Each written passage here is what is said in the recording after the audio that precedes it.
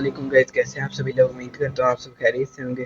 तो अभी हम लोग जा रहे हैं कहीं बाहर मार्केट में, उधर से सामान लेना थोड़ा सा, और होटल में जाना है, उधर से कुछ खाने के लिए लेना है। तो अभी हम लोग जाते हैं, अभी बाहर आ गए हैं और अभी टाइम हुआ है 9:40 रात के।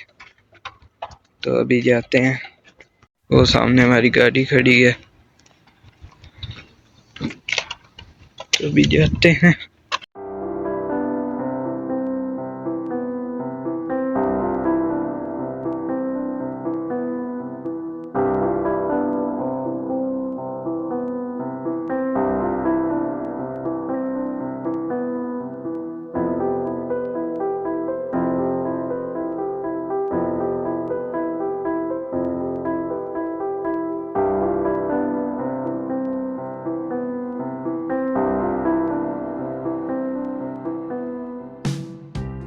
लोग आए हैं पांडा मार्केट में। हम लोग इधर ही ज़्यादातर आते हैं, इधर से अच्छा सामान मिल जाता है।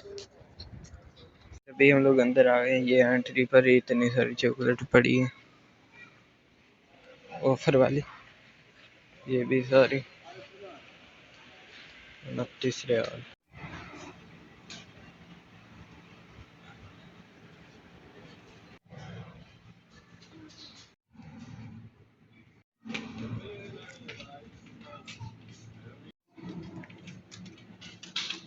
A few moments later. हम लोग ये होटल में आए हैं, इधर से तंदूरी लेनी है